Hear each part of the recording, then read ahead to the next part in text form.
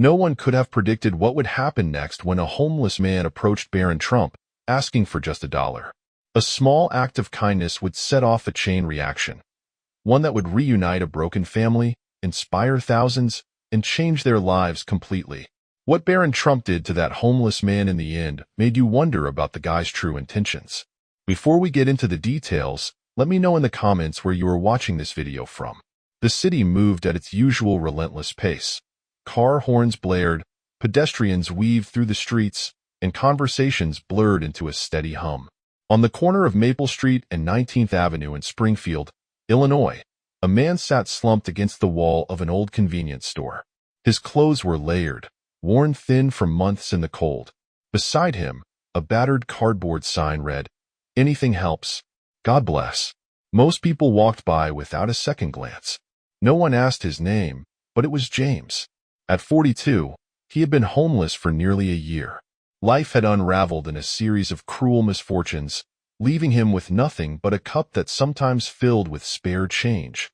Though more often, people hurried past, avoiding his gaze. James pulled his beanie lower and watched the endless stream of shoes passing by. Heels, sneakers, polished loafers. Then, something different caught his eye. A pair of spotless white sneakers stood just a few feet away. They were expensive, out of place in a setting like this. Intrigued, James glanced up. The shoes belonged to a tall teenager, his hands tucked into the pockets of a sleek jacket. His posture was relaxed, but something about him felt familiar. The winter sun made James squint as he studied the boy's face. He couldn't quite place him. People around them whispered, some even sneaking photos. James hesitated. He rarely asked for money outright unless someone made eye contact first. But there was something still about this teenager. Unlike the rushing strangers, he didn't seem pressed for time. Clearing his throat, James forced a small smile. "Young man," he called, "could you spare $1?" The boy stopped scrolling on his phone. Slowly, he turned, as if making sure James was speaking to him. For a moment, time seemed to pause. James braced for rejection. Another shake of the head, a muttered excuse, or no response at all. But the boy's next words surprised him. "What do you need it for?" His voice was calm, serious, with no hint of scorn. James blinked, caught off guard. He wasn't used to anyone asking why. "A cup of coffee would be nice," he admitted, his voice rough from the cold. "Maybe a sandwich if I'm lucky." He shifted uncomfortably. Something about the teenager's steady gaze made him feel exposed, though there was no pity in his eyes, just curiosity. The boy took a step closer, slipping his phone into his pocket. James could feel the crowd's attention growing. People slowed their steps, some openly staring. It wasn't every day they saw Trump heir standing still, speaking to a homeless man. James wanted to shrink away from the scrutiny, but the teenager's unwavering focus held him in place. "What's your name?" the boy asked. James hesitated. "James." The teenager gave a small nod. "I'm Barron." His voice carried no arrogance, just quiet sincerity. The usual city noise continued around them, but between the two, something shifted. It wasn't just another fleeting exchange. James fidgeted, unsure what to say. Then, to his surprise, Barron crouched down so they were at eye level. James stiffened. No one had ever done that before. He rarely shared his story, but something in Barron's demeanor made honesty feel natural. "Almost a year," James admitted, voice low. "Lost my job when the plant shut down. Got sick. Fell behind on rent." He exhaled, shaking his head. One thing led to another. Barron listened, his gaze steady. He didn't look away, didn't shift uncomfortably like most people did when faced with someone else's hardship. "You got any family?" Barron asked. James let out a short, hollow laugh. "Not anymore. My parents passed years ago." He hesitated. "Had a brother, but we lost touch."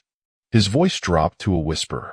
"Hard to lose more when you've already lost everything."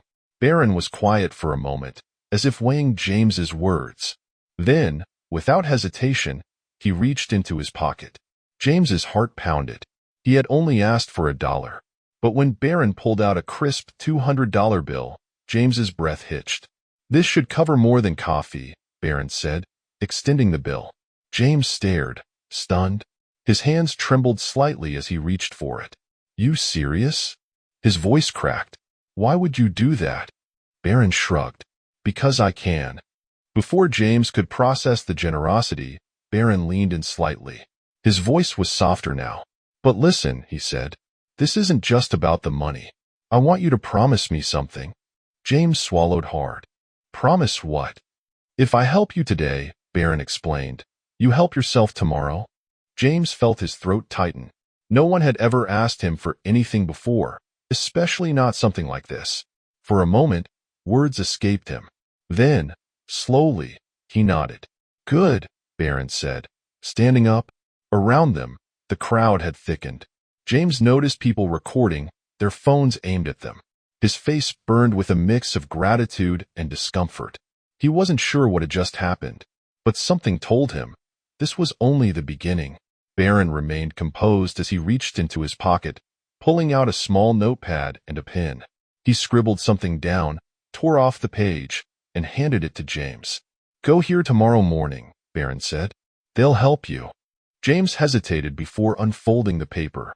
It was an address, a shelter and resource center known for offering real help to those trying to start over. I'll make sure they're expecting you, Barron added. James clutched the note and the $200 bill. This wasn't just charity. It felt like hope, a door opening where he thought there were none left. His mind raced. A part of him still doubted, but something told him this moment mattered. Barron lingered, watching him with quiet intensity, as if expecting something beyond gratitude. James's throat tightened. Why do you care? He asked. You don't even know me. Barron's lips curved into a faint smile. Everyone has a story, he said. Yours just hasn't been heard. James wasn't used to sincerity from strangers. Experience told him people didn't stop unless they wanted something. Barron must have sensed his doubt because he crouched again, meeting James's eyes. I don't expect anything, he said, but small actions lead to big changes. He gestured at the address in James's hand. They've got job training, counseling, everything you need. All I ask is that you show up. James shuddered. The weight of the past year pressed heavy on him. What if I screw it up? He whispered. Everyone does, Barron said. Quitting is the only real failure. James exhaled slowly. The city's noise faded, replaced by the quiet gravity of the moment. Forget them, Barron said, nodding toward the onlookers. Right now, it's just us. James felt something shift inside him. Doubt, gratitude, fear, all swirling together. No one had ever taken the time to see him, but Barron had. All right, James said. I'll go. I promise. Relief flickered in Barron's eyes. He stood, dusted off his knees, then turned to the crowd. Without another word, he walked away. James watched him disappear into the city's endless current.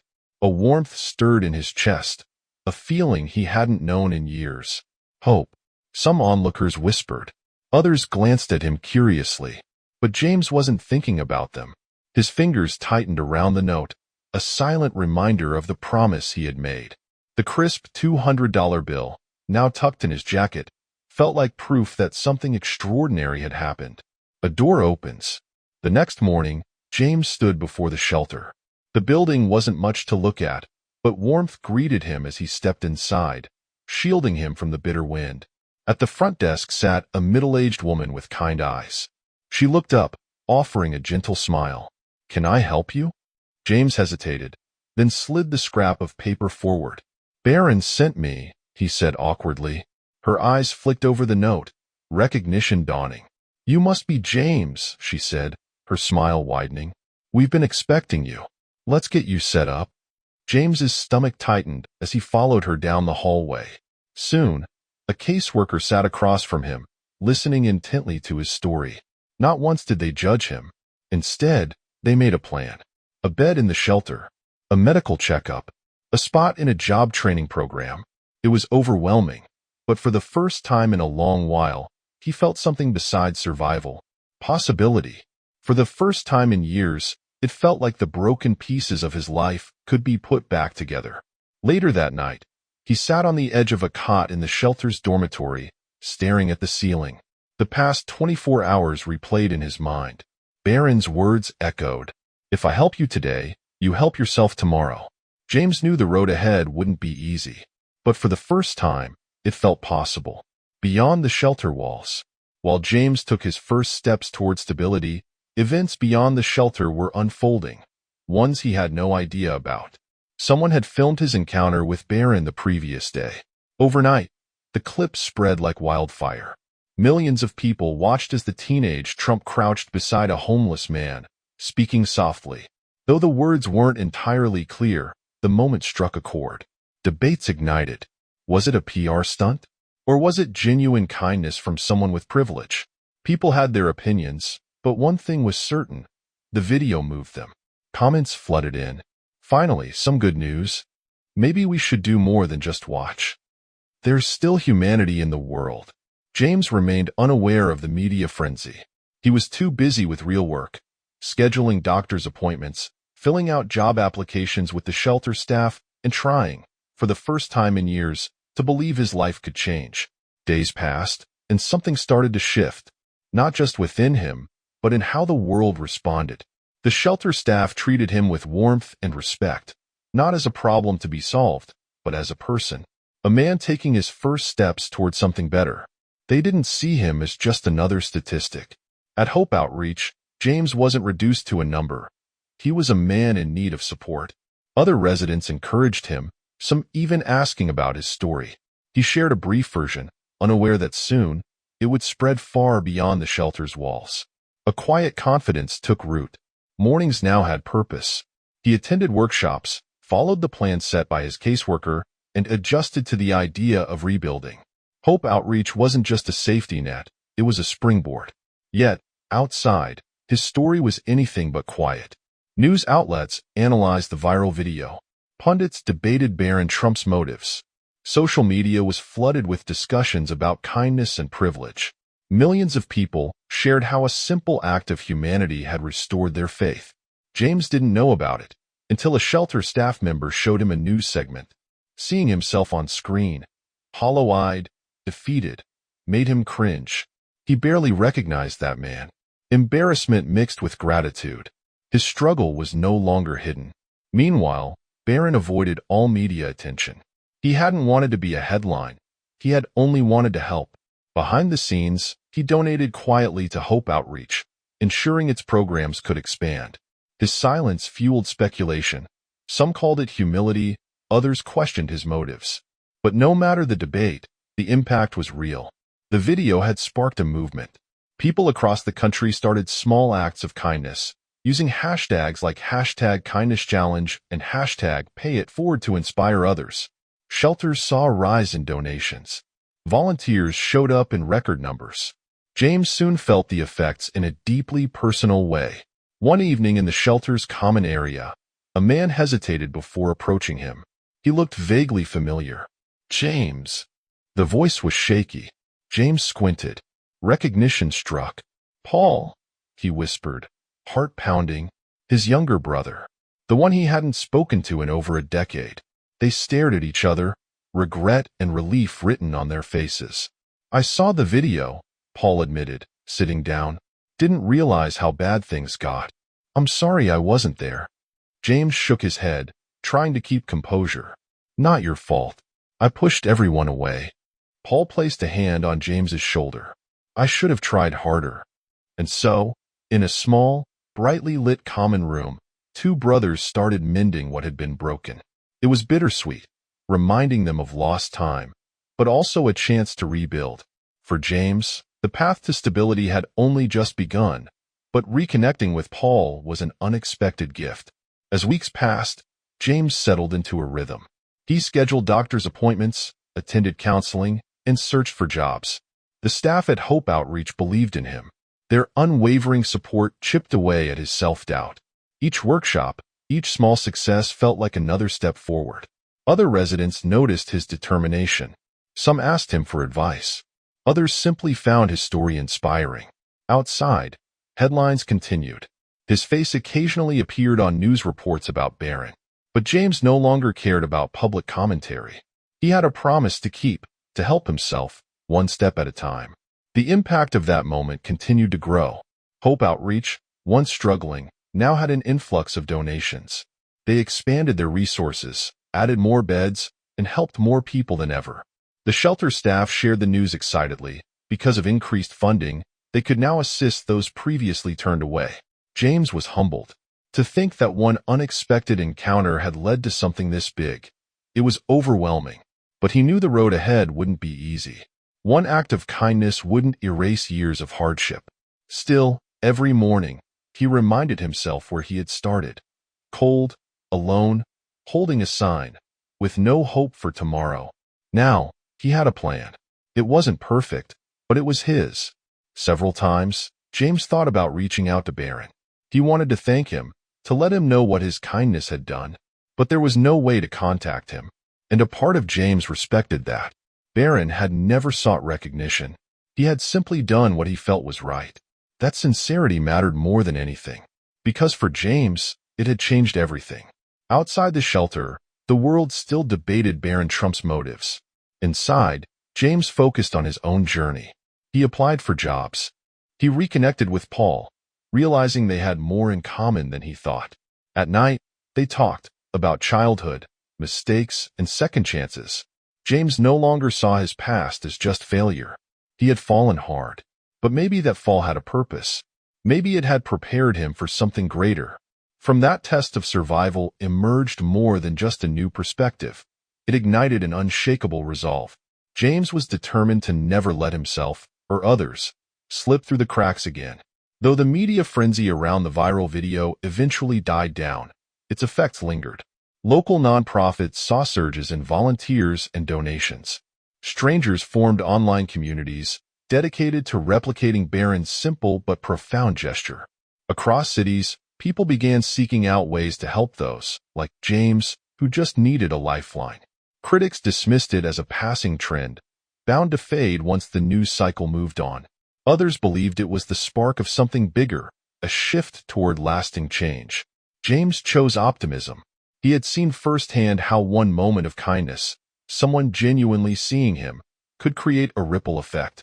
Not every story would unfold like his, but he had no doubt that lives would be changed each time someone paused to recognize that a homeless person wasn't just a statistic.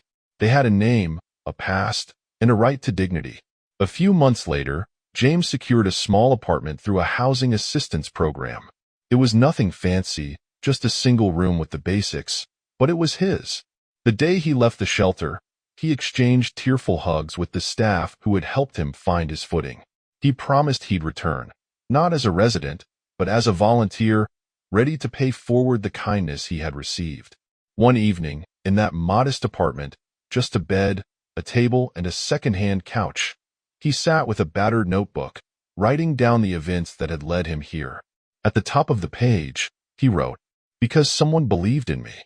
He thought about Paul, about the staff at Hope Outreach, and about Barron, the teenager he hadn't recognized at first, but who had, in many ways, saved his life.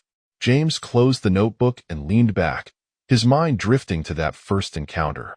A city street, a biting wind, the quiet humiliation of asking for a single dollar. He could still remember the crisp feel of the $100 bill in his hand, the steady way Barron had looked at him when he made him promise to help himself. James had kept that promise, and in doing so, he had found hope, family, and purpose again. Looking back, he realized the impact of that day was far bigger than just him or Barron.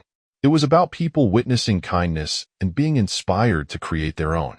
It was about understanding that sometimes, a person on the brink of despair might only be one gesture away from a second chance. Maybe the greatest lesson was that life turns on small hinges. A single moment, Barron's willingness to stop, meet James's gaze, and extend kindness, had shifted the course of both their lives. And if a brief conversation on a cold Cleveland street could spark a wave of generosity, who's to say how many other lives could change in the same way? James wasn't naive. Finding steady work, tackling his lingering health issues, and rebuilding relationships would take time. But the memory of that day, the kindness he had received, served as a guiding light. It reminded him that there was still good in the world, and within himself. Standing at his apartment window, he gazed at the bustling streets below, city lights flickering in the night. Tomorrow, He would apply for a permanent job placement. He would visit Paul, continuing to strengthen the bond they had almost lost. And he would stop by Hope Outreach, not as someone seeking help, but as a volunteer, ready to offer the same support that had been given to him. The man who once sat in rags on the sidewalk now felt hope radiate through every choice he made. Because in the end, one spark of kindness had ignited a fire of compassion. It proved that no one is ever too far gone to find their way back. Even in the darkest corners of despair, a single outstretched hand could light the way toward renewal. For James, that hand had belonged to a teenager who had asked for nothing in return, only that James believed in himself. And in doing so, James realized something. His story wasn't ending. It was just beginning. Do you stop to help homeless people who really want to improve themselves and their lives? Share your thoughts in the comments. Let's discuss if this story resonated with you. Support the channel, like, subscribe, and click the bell to not miss new releases. Let's talk together about things that really matter.